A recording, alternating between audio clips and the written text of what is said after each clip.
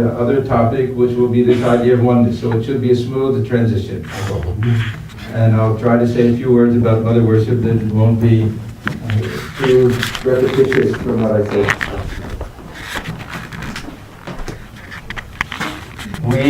We understand the worship of God as mother in a philosophical sense and in a very highly devotional sense. And the way we know it, because of Sri Ramakrishna, was something really extraordinary. And we have to give a lot of credit to Ram Prasad. With in the Divine Leela of Jesus, we give this credit to John the Baptist. He kind of had to be there. He wasn't a major figure, but he played an important role. He had to somehow initiate the process and everything. So Ram Prasad, others of course, but he was probably the most important figure, was the one who changed this whole concept of Kali worship from something inspiring awe and fear into a very sweet, loving relationship of the small child to the mother. And he really represented the ideal for Sri Ramakrishna. How many times Thakur said, before his first realization, "Oh mother, you've revealed yourself to Ram Prasad, why won't you reveal yourself to me?" So he represented a type of ideal for Sri Ramakrishna with regard to this particular attitude. Now from a philosophical point of view, there's no philosophical system in any of the Indian traditions which doesn't have some conception of a duality which is seen in terms of male and female. Even our Advaita Vedanta, and if we look at all of the terms that are used, for one hand we have Brahman, which will be the masculine side, even though it's neuter grammatically, but if we look at all of the terms that are used, Maya, Shakti, Prakriti, they're all feminine. And it's not by chance, because this creative power, or even with Maya, that which accounts for the one becoming the many, for the real becoming the manifest, manifold reality, all of this is seen in terms of this creative power. And the creative power is always associated with the feminine, because it's the woman who gives birth to the child. So, if we start simply with this male aspect, Shiva without Shakti, then we have this lifeless, absolute lying on the ground with nothing. We have to have Mother Kali standing on his chest, embarrassed, sticking her tongue out, like that. But in order to account for reality, in order to account, even if we say that this is all an illusion. Why an illusion? We have to account even for that. So for the very strict non-dualist, nothing can be done without this concept of Maya. And then there are many schools that will say, well then, why do you say that this Maya is something insignificant, that this Maya is born in ignorance? Let's give full due to the Maya, and we'll even call her Mahamaya, the Divine Mother, and she'll be the object of worship.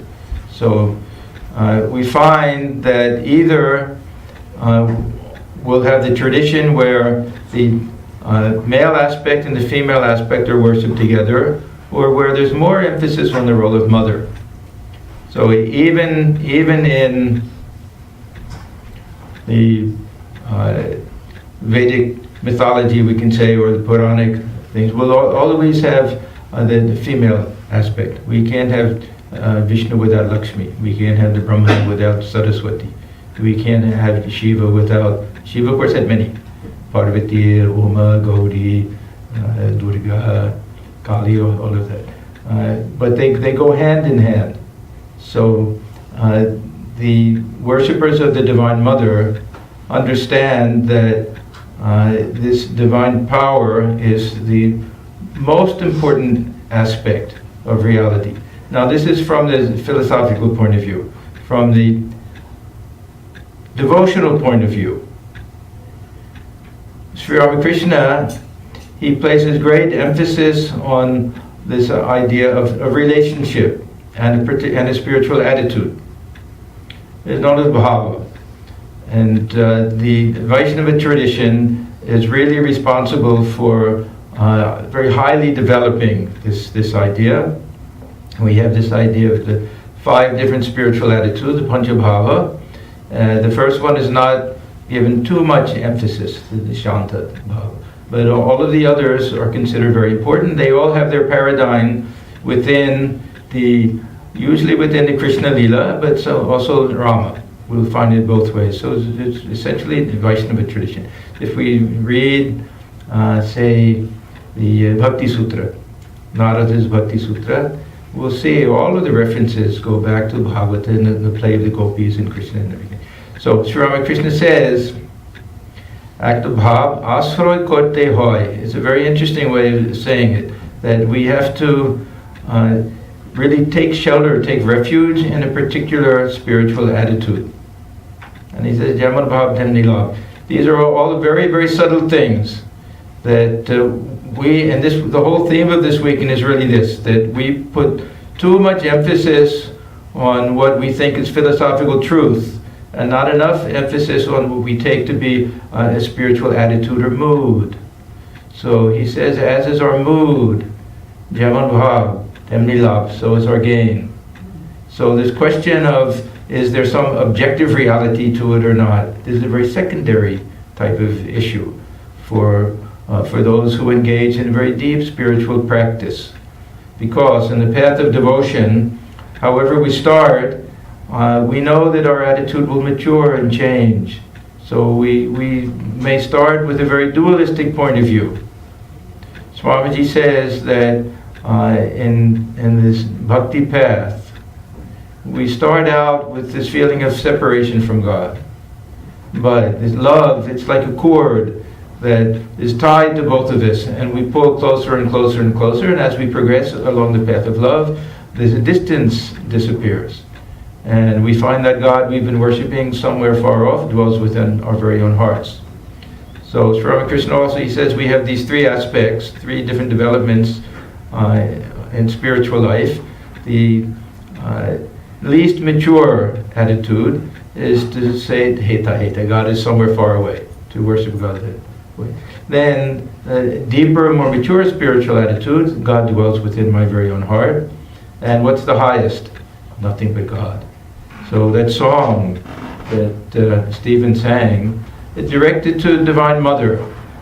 But the Divine Mother is saying that I alone exist. So we have this beautiful blend of what starts out as a devotional relationship between the child and the mother, and ends up where Mother alone is the ultimate reality. Mother alone has become all of this. We have our Sarvam Kalvidam Brahma, that all this is verily Brahman. The mother worshipper will say, all this is verily Mother. I see nothing but Mother wherever I look. So this is that attitude that we find with this idea of a relationship. Now, the interesting aspect of this idea of forming a relationship with God is that, at least initially, the focus that we have is not on the nature of God, but on the nature of the worshipper of God. And if we look at the spiritual practices of Sri Ramakrishna, after he had his experience with Mother Kali, he had the realization of Mother Kali in the temple there. He practiced these Vaishnava bhavas, these different moods, one after another. And when he practiced the Dasya bhava, the Dasya bhava, the servant attitude, his whole mind was fixed not on Rama but on Hanuman. Because the essential feature is for us to take on the mindset of the ideal worshipper. We can't worship God as the master unless we ourselves become a servant, unless we take that servant attitude of mind. So all of his emphasis was on trying to feel himself to be Hanuman, and he even tied a cloth around so that it hung out in back like it was a tail. And he said even after practicing this for some months, the base of the spine, kaksik, even grew a couple of inches. This is the power of the mind, to affect the body that way. But he would jump from place to place, he wouldn't walk, he would climb trees, he would eat bananas, all to get that mindset that Hanuman had, because if we can identify with Hanuman, we know what it means to practice this servant attitude towards God. And Thakur liked this servant attitude very much. Very often he would specify these two particular ones, this Dasya Bhava, feel yourself to be a servant of God or a child of God. Of course, child of God was his own special one, but this attitude is important for several reasons. One is that the real servant who loves the master, not someone who gets paid, not a paid servant, but who does everything out of love, doesn't care for himself or herself at all. Everything is to please the master, is to make the master happy. In government service, those who are bodyguards to the president, the greatest honor for them is to take a bullet for the president. This is the highest, if they, highest badge of honor, to have the bullet wound, or even to die, because this is their whole life is just to protect the president. So if they really do it out of love and service, so Hanuman, everything was Rama. And Rama had to be everywhere. If Rama wasn't involved in something, he didn't care for it. You remember the story? Someone gave him a necklace of pearls, and he says, "What is it?" He started taking each one and biting it open. I said, "What are you doing? These are very valuable pearls." He said, "I want to see if my Rama is inside. If not, it's worthless to me. It's completely worthless to me." And then we get this idea of nishtha, that we can respect every other spiritual ideal, but we'll love our own spiritual ideal. So when Hanuman was going to see Krishna, Rukmini, she said to him, "You better take your Rama form. Hanuman won't be happy seeing Krishna. He's only happy when he sees Rama," like that. So this is that wonderful attitude of the servant. And so the reason I mention this is that if we want to practice this attitude, which is not one of the 5 Vaishnava Bhavas, but this attitude of worshiping God as mother, then we have to think of ourselves as small children. And the value of this is that the child is wholly dependent on the mother, and has perfect faith in the mother. Whatever the mother says, it listens to. Of course, children don't listen to their mothers all the time, but very small children, that wherever the mother places it, it's content. So we get this sharanagati, we get this taking refuge in the mother, we get this santosha, we get this perfect contentment. Contentment in spiritual life and in life in general is a tremendous thing. Holy Mother praised this contentment. She said, "Shantoshaman dhonne." There's no treasure that can compare to contentment. Now, it doesn't mean content with our spiritual life. This is a great apparent contradiction. We wanted bakulata, which is the opposite of contentment. It means this tremendous longing and almost agony, anguish at not having realized God. But with regard to life in the world, the more we care only for God, the less we care about what type of car we drive, how big our house is, what type of clothes we wear, all of these things that if we get it, we get it. If we don't get it. So this is that type of contentment. Content with whatever comes. We put forth our effort, and then we leave the rest to God. That's all. So that type of contentment. So if we want to practice this attitude of worshiping God as mother, we have to try to feel ourselves to be small children, wholly dependent upon the mother, wholly content with whatever comes. I was mentioning yesterday that this is a key to a very smooth type of life. If we can convince ourselves that whatever happens is the best possible thing that could happen to us. Why? Because Mother's in charge. Mother does everything. So we work under that assumption, no matter how difficult it is to understand at the time. The death of a loved one, a loss of property, all sorts of horrible things happen. If we can convince ourselves that there's a reason for it, there's a purpose for it, it's ultimately for my good, Mother knows what she's doing, Mother's in control, and we have this acceptance that way. So, even going beyond seeing everything as the will of God, we see everything as grace, as Mother's grace. That it's all ultimately for our benefit. Very hard to understand. But sometimes when we look back at things that took place many, many years earlier, at the time we thought were horrible things, and we see how much we learned from it. It was a great challenge for us, it was a great teacher for us. Swamiji makes a very big point, of course, how misery is the greatest teacher. He has a very beautiful poem called Angels Unawares. A very beautiful poem where he says, "Oh, blessed misery," is the final line of one of the stanzas. Because of that misery and suffering, that a worldly person turns to God. These things happen like that. So this mother worship turns out to be based on this idea of not simply some metaphysical truth, but this a spiritual attitude, this bhava. And through that, we can reach the heights of non-dual awareness and oneness. Through this worship, the dualistic worship also leads to this highest type of oneness. So for Sri Ramakrishna, that manifested itself in a couple of ways. One was that wherever he looked, he saw Mother. That Mother had become everything. Sometimes he would say he saw everything as Chinmay. Everything was the embodiment of consciousness. Sometimes he would say that he saw that everything was Brahman alone, manifest that way. But other times he would say, I saw that it was Mother herself who has become all this.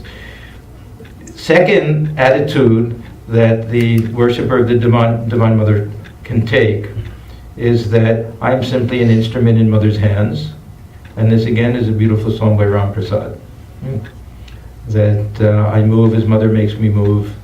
I speak as she makes me speak. That I'm the chariot, she's the charioteer. Yeah, so there's very beautiful, she's a Ichamai. She's the willful Mother. She's whatever she wants, it happens. So this also makes us feel that Mother dwells within us, that Mother is the one who's making everything happen. Now in the case of Sri Ramakrishna, it was literally true, because he wouldn't think before he would say things. They would just come into his mind. He felt that the Mother just provided everything. There's an expression that when they go to husk paddy, that there'll be one person who is, as soon as they husk some and more has to come, they'll keep pushing the paddy over there so that they never run out. So he never ran out of things to say, because the Divine Mother would keep providing him with things to say that way. So for him it was a very literal thing. I happened to see the film the other day about Ramanuja, the great mathematician. And the same thing happened in his life. That he never thought about any of these mathematical formulas. They would ask him so many times, how did you come up with this? He would say, it just comes to me. He said, Nanagiri. Nanagiri is the name of Mahalakshmi. I didn't know anything about this from his area. That's what they call it. And he was convinced. I mean, this was his experience, and he had no other explanation, and he would tell the others, you may believe it, you may not believe it, it doesn't matter. But you want to know how I come up with all these theories that nobody else has come up with, that they're provided. She simply brings them forth to my consciousness, some type of divine inspiration that way. So this is the value of Mother worship. From a philosophical point of view, it's a very balanced type of position. We give there's equal weight to the two aspects of reality, to the transcendent aspect and the immanent aspect, to the active aspect, to the inactive aspect. We see them as a whole. Both sides have to be there. And then from this devotional point of view, this is an attitude which allows us to practice this perfect surrender. It allows us to practice acceptance, contentment, all of these things. And at the same time, it gives us that feeling that nothing matters in this world but being with the mother. Because when the small child loses the mother, you've seen sometimes in the mall or something, that the mother and the child will get separated, and the child's just screaming his lungs out. Mother, where is my mother? I want my mommy, I want my mommy. If we can develop that type of longing for union with mother, then we'll get that. When that vakulata comes, that anguish, that same anguish of heart that the child feels separated from the mother, then we can get that type of realization. That realization will come. Sri Ramakrishna says that's the very final step before the roof. He compares it to the rosy-colored sky in the early morning, just before the sun comes up.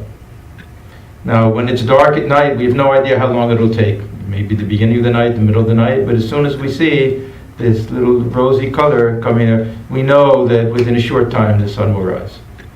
So he says that's a very final stage. And even all of our spiritual practices, our meditation, our japa, prayer and everything, what's the purpose of all of it?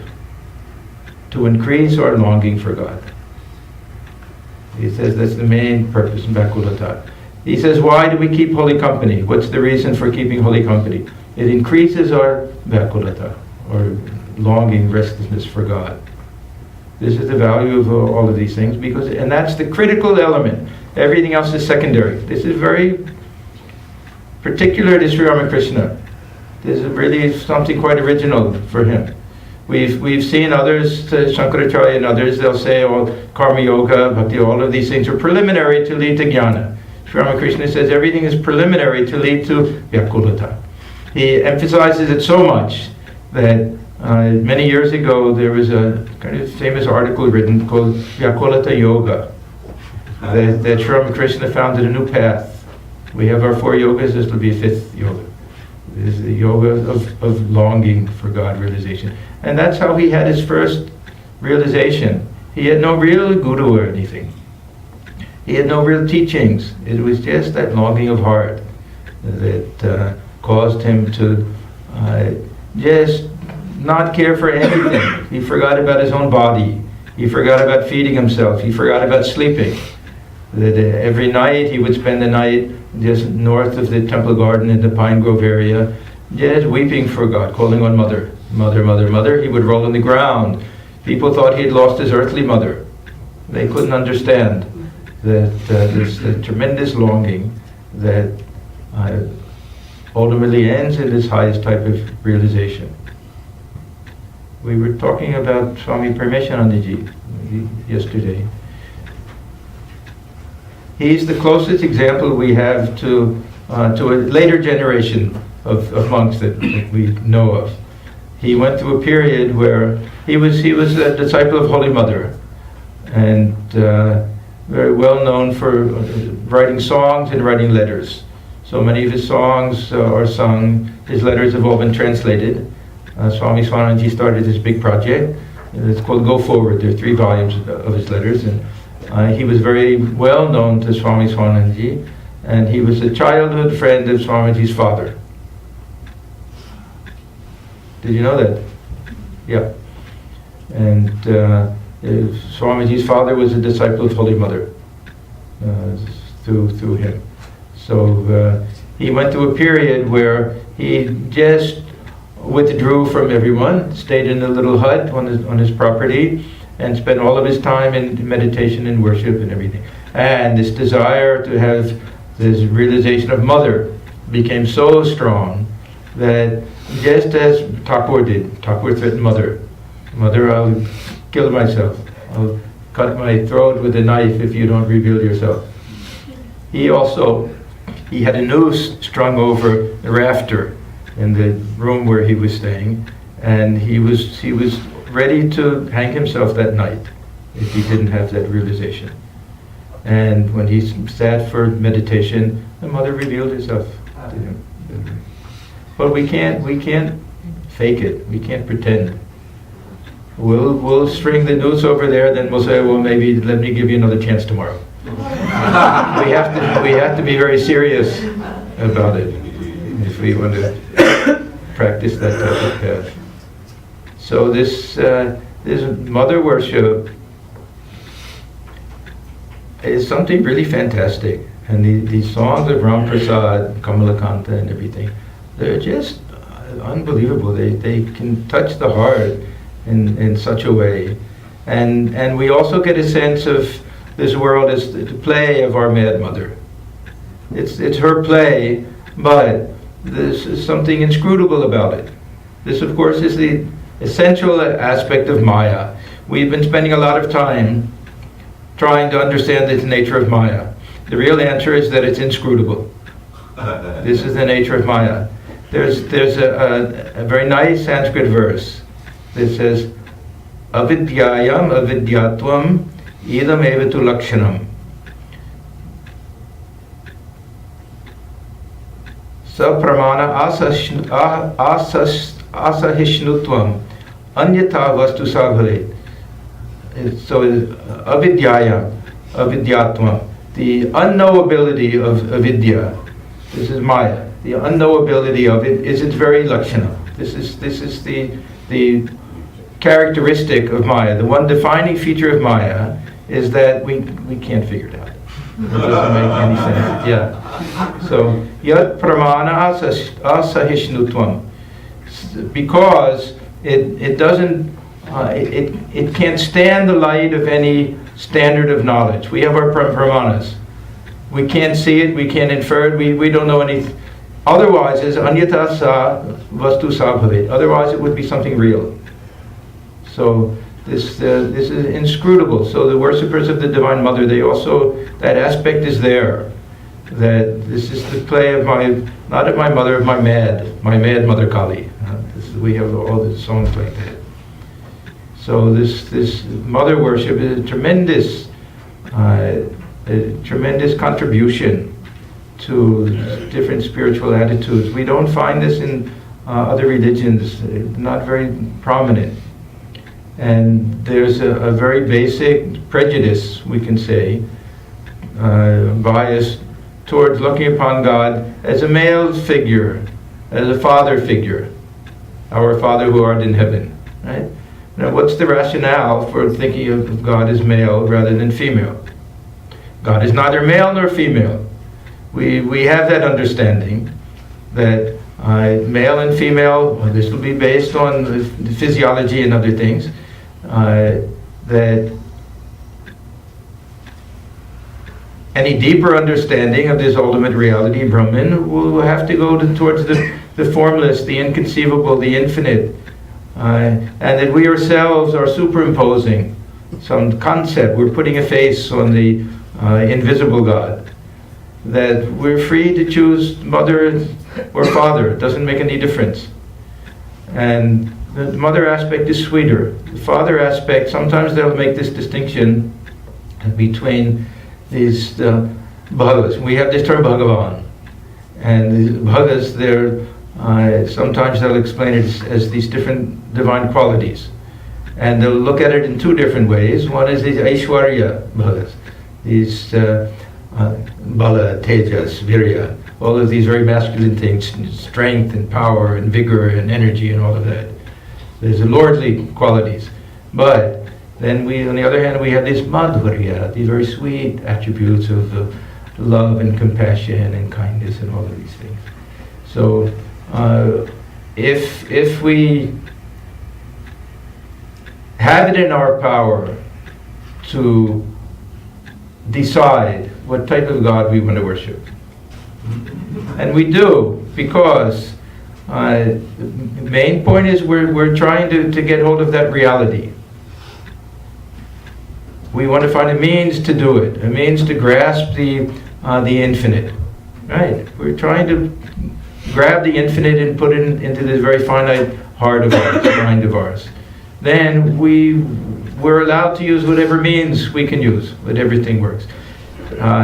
If we want to get intoxicated and we don't like the taste of alcohol, what do? We mix some orange juice, some soda, something like that, so it becomes tasteful to us. And when we drink it, what intoxicates us? The real alcohol intoxicates us. So the other part, we say, well, that was extraneous, superfluous, wasn't really necessary. It's necessary for us. We don't like the taste of it any other way. So Thakur gives the example of everyone going to the same pond and taking water from the pond, but each one has to use a container. Now, he gives this illustration mostly for the harmony of religions, but he also uses it in this sense that the Hindu will go with a pitcher and take the water in the pitcher, and they'll call the water jal. And the Muslims will go and they have kind of a sack made from the leather sack carcass, and they fill the water with that, and they'll call it pani. And Christian will go have a bucket, and he'll put the water in the bucket, and he'll call it water that way. Now, there are two aspects to this analogy. One is that Thakur says it's all the same substance. Whether we call it water, whether we call it jal, whether we call it pani, it's the same substance, only the names are different and the containers are different. But the other aspect of this is that if we look at the nature of water, water has primary quality, secondary quality. There's a lot of secondary qualities. One is that it's formless. But secondarily, it takes the shape of whatever object, of whatever container we put it in. And if we think about it, we may say that water is formless, but we never find it in its formless aspect. Impossible. Even in the ocean, it'll take the shape of the bed of the ocean, and the top will always be flat. It'll always be flat that way because water seeks its lowest point that way. So, if we want to access it, it has to take a form. And what we're doing is, in order to access God, we're putting it in the form of the heart. Whatever the desire of the heart is, then God takes that form. Now, is that form, is there anything absolute about it? Is there anything essential about it? No. But if it's the only way that we can get the water, then we make use of it, and it becomes something very helpful. Otherwise, how do we do it? Then Sri Ramakrishna says, if there's water in the ocean, and we want this water to form into blocks of ice, we do it with, he says, Him Shakti. We have this cooling power of devotion, bhakti. So through the devotion of our heart, we can make the formless ocean take a particular form. Now, what form will it take? It depends on the nature of that devotion that we have. If we're devotees of the Divine Mother, it'll take the form of Mother. Devotees of Krishna, it'll take the form of Krishna. Now, if that form wasn't there before, and Thakur says the sun of knowledge comes and it melts back, if it can melt back, then there's nothing absolute about that form. But when it's in the form of a block of ice, we can take it, we can see it, we can experience it. When it's just the ocean, we can't do anything with it.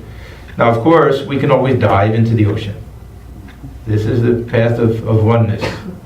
You remember another nice incident that took place, conversation between Narendra Swamiji and Sri Ramakrishna. And because Sri Ramakrishna always pushed Swamiji towards this non-dual mood. He was the only one that we find, really, that Thakur felt was really fully qualified for that. So he asked him one day, suppose that there's a container of syrup, and you're a fly, and you want to drink that syrup, what will you do? So Swamiji said, well, I'll fly, I'll land on the rim of the cup, and I'll lean over, and I'll drink the syrup that way. So then Thakur said to him, why will you stay on the side and lean over that way? So the Swamiji said, otherwise I'll fall in and I'll drown. So Sri Ramakrishna said, no, Baba, this is the Amrita, the nectar of immortality. No one drowns by going into that. One finds eternal life. One has that ultimate realization. So if we don't like this idea that we have to scoop the water out of the pond and it has to take a certain form and we give it a certain name, that we're really these strict jnanis, will dive into that ocean. Doob Dao. The Thakur loved this idea. That was another from that song. But he loved this idea. In whatever spiritual path. If we're jnanis, then we dive directly into it. Otherwise, doob doob doob, rup chabare amarmon. Yeah, dive deep into this ocean of God's beauty, the Vrindavan of the heart. This idea. So we have this freedom. We have this freedom to worship God in whatever form we like, as male or as female, and worshiping God as Mother has a very sweet element to it. So this is why Sri Ramakrishna liked it so much, and he said it's a very pure attitude. Very pure attitude. The lover and the beloved, a little bit of this idea of boyfriend, girlfriend can come in, other things. Some of the other attitudes, a little bit of give and take, a little bit of tit for tat, I love you, you love me back. But it's a very pure attitude that the small child has towards the mother. And the love of the mother is also perfectly unselfish. She doesn't expect anything from the child. You know. So this is that idea of mother worship. Should I go on with the rest of this, or do we want to stick with this? It goes into a very dry type of thing, this Mahavakya idea. But let me just go to one, because it kind of fits in with this. I'll just mention one very small element of all of this. We've been discussing the philosophy of the Upanishads, and Shankaracharya's interpretation and Ramanuja's interpretation. We've been doing a lot of that. And we also find in the Upanishads that there's a lot that doesn't fit in with either of them. We'll get a lot of poetry there. I always think it's better to read the Upanishads as poetry than as philosophy. Yeah. Because there's so much beautiful allegory and everything that's found there. Now, we have 4 Mahavakyas, and all of them have to do with the nature of Brahman and the nature of the self. 3 of them have to do with the perfect identity. I am Atma Brahma, this self is Brahman, Aham Brahmasmi, I am Brahman and Tattvamasi, thou art. Then the 4th one, Prajnanam. It's just the nature of Brahman is pure consciousness, but we don't find anything in these that deals with this idea of what is the nature of this universe. Now there's one, I'll say it's the kind of the 5th Mahavakya. It never got picked. It lost out. But this is Sarvam Kalavidam Brahma that could have been, just for variety's sake, could have been one of them. But probably, and I don't know how to really verify this, probably these what we call Mahavakyas were all chosen by Shankaracharya. Because when he started this Dashnami Sampradaya, and he broke everything down, we have our 4 mats, and each one has its own Veda, and each Veda has its own Mahavakya that way. So he probably chose that because this relationship between Brahman and the universe, for him, was not terribly important. He spent a lot of time trying to explain it and everything, but the most important thing is to know who we are, our relationship to the divine, our oneness with the divine. So this was the most important element. Now, for the mother worshippers, they can take the same philosophical position that the Advaitins take, with the exception that instead of giving a negative twist to Maya, they'll give a positive twist to it. And instead of saying that it's a power of illusion or delusion, they'll just say this is the creative power. And instead of saying that it's not really an essential feature of the Brahman, they'll say it's not a permanent feature. Sometimes it's potential, sometimes it's active, but it dwells within the heart of Brahman and is an important feature. Not essential, because this Brahman remains Brahman when there's no universe, when there's no creative power, when there's no Maya. It can exist without this Maya. But as soon as we're in this period of manifestation, then the Maya has to be there. So they give a positive twist to that. Now Shankaracharya's position was partly designed for those who were practicing great detachment. And we have to remember the four Mahavakyas were all for the monastic members. This was the main reason for choosing them, so that each of the four mats would have its own Mahavakya. So Aham Brahmasmi, we're Puris. We're for Sringeri Mat. This will be our Mahavakya. For the sannyasins, it's very important to not place too much importance on this external world. We can look upon this world as kind of hazy, a little bit dreamlike, not terribly important for us. Now, the other way of looking at it is that we won't get attached to it as some material thing, but we'll see it as divine. We'll see it as a manifestation of Mother herself.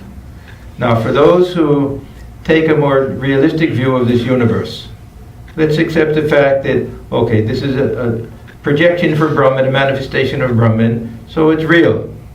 If Brahman is real, then this universe, it comes out of Brahman, it's also real. We can still have a very deep sense of the impermanent, changeful nature of this universe. And I wanted to get to it maybe tomorrow, a little bit of this Bhaja Govindam, this beautiful hymn of Shankaracharya, because it's all about that.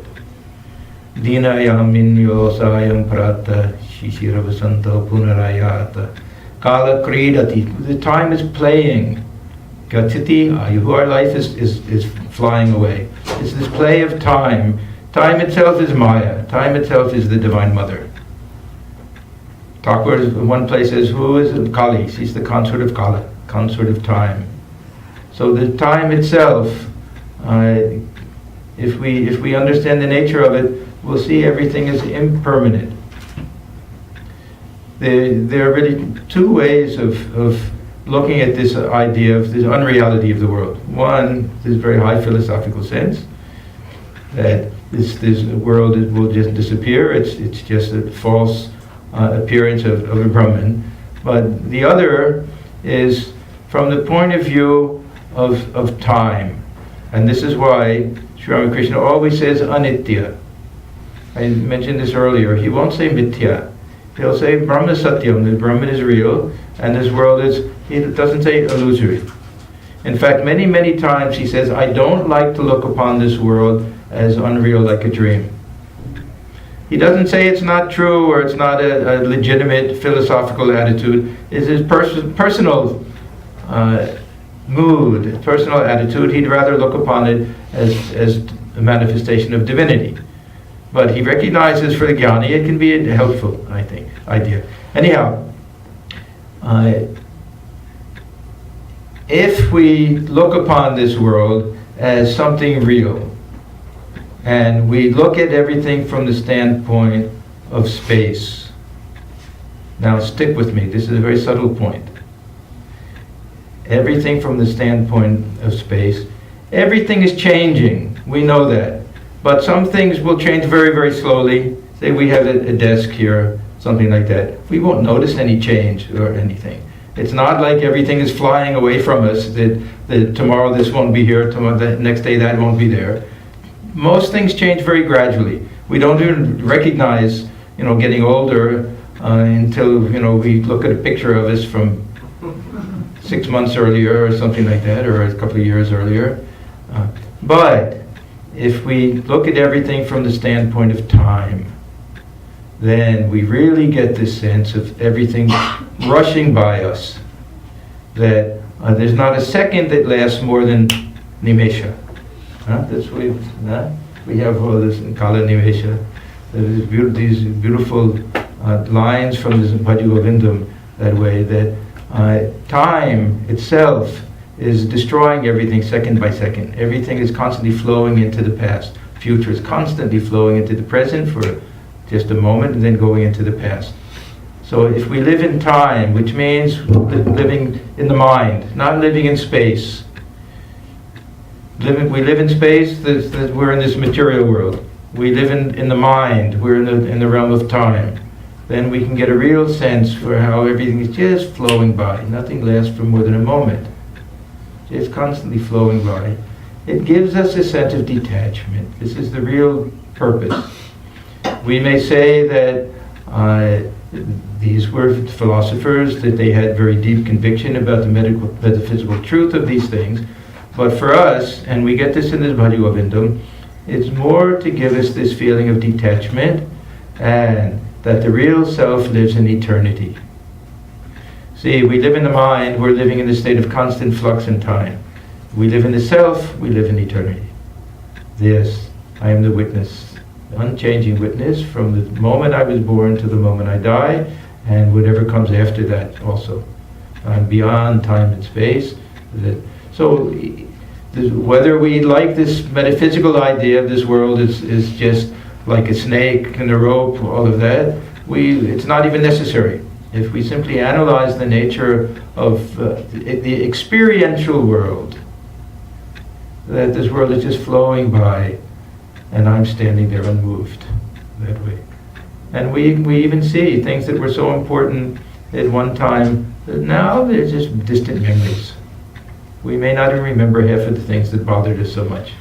Sometimes people will come and say, oh, you remember a few years ago I said something to you, it really wasn't very nice. Please forgive me, I hope it didn't hurt your feelings. We say, oh, I don't even remember. Did you really say that? And at the time it may have been hurtful also. We don't know. So everything is just flowing by that way. The other interesting way of looking at this, the nature of this world, see, we think that everything is so objective. We see things exactly as they are, right? We may need eyeglasses or something, but if we analyze the nature of this even perceptual experience, then we're not seeing anything out there. What's happening from a materialistic point of view, what's happening? That rays of light are bouncing off of objects, and these objects are absorbing some of the colors, and some of them are reflecting, bouncing off of it, and they strike our eyeball in such a way that some type of image is formed upside down on the back of the eyeball, which somehow goes to the brain through the different nerves and everything, and then somehow jumps tracks and gets into the mind, and then it's experienced there in the mind that way. And we think that we're seeing external objects that way. You know, Meta, do you know what a periscope is? Periscope. Yeah. Suppose you're in a submarine and you're underwater and you want to see what's taking place above the water. Okay? They have a big telescope that can see things above the water. Then there's a mirror, so that whatever is seen up, it goes into the mirror and that image bounces down. There's a second mirror that bounces out that way, so you can look through here and you'll actually see something there. But it looks like you're seeing it here. Now, where do we really see it? Are we seeing the object that's 100 miles away on the shore out there, or are we seeing just the image on the glass at the bottom of the periscope? Or are we seeing it reflected in the mind? Right? We can't say. We don't know any of these things. The classic example is, the astronomer who thinks he's discovered a new planet and it turned out to be a fly on the glass of the telescope. Yeah, because from an experiential point of view, there's no distinction whatsoever. I went to Disneyland once, a few years ago with Swami Nirmalatmanand from Brazil. And they had one ride where, not a ride, you get strapped into a seat and everything is black. So you can't see anything around you. And there's a screen and they show an airplane that's flying up and down and everything, but the camera is right where the passenger would sit. So that you're seeing what the passenger would see if he were really in the airplane. And every time the airplane moves one way, they make the seat move. So it's a kind of virtual reality thing, so that you really feel as if you're sitting in the airplane and you're seeing everything outside that airplane. If we analyze it, this is also virtual reality. We feel as if we're sitting here and we're watching things outside of ourselves. When really what's happening is that something is going into this computer screen of the mind and there's somebody watching it. And that person watching it won't even be located here. The person will be in Bangalore or New Delhi and at one of those call centers. Or nowadays Philippines. Yeah. So it'll be that transcendent reality. This is why in Vedanta they say there's witnessing consciousness. Who is the witness? Ishvara. Identified with the witness. We take the witness to be, of course, sitting within the heart, but same also transcendent. So our understanding of Maya doesn't have to be a very radical idea that this world is really just a dream, something like that. If we simply analyze our experience of this world, we can understand the nature of this Maya. And it's still inscrutable, but we understand at least how it works. The why of it we don't know. And this also becomes part of this worship of the Divine Mother, this inscrutable nature of reality. So Sri Ramakrishna, he emphasizes this to a great extent. How much can we understand of this world? There's a tremendous limit to our ability to understand. And what is the need for it? And this was, of course, what was emphasized in the life and teachings of Buddha. There's no need for this. In fact, they become distractions for us. So the real job is to dive deep within, realize the divine presence of Mother within our hearts, and try to have some direct experience that way. Okay, we can have some questions now.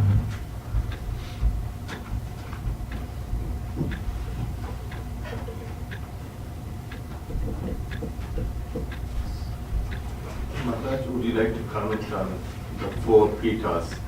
Which Upanishad is which? Okay. Maharaj, can you please repeat the question also? Okay.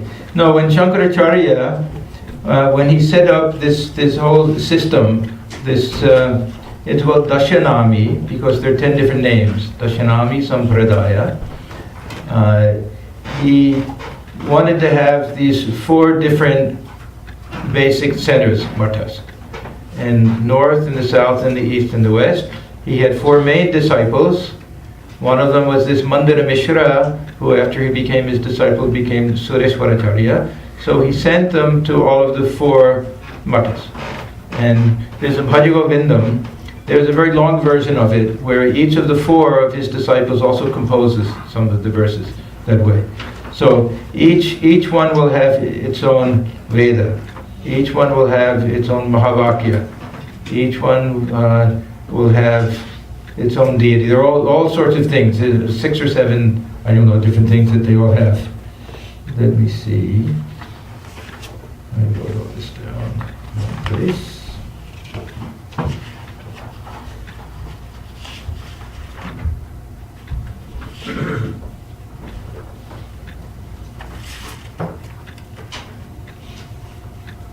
Okay.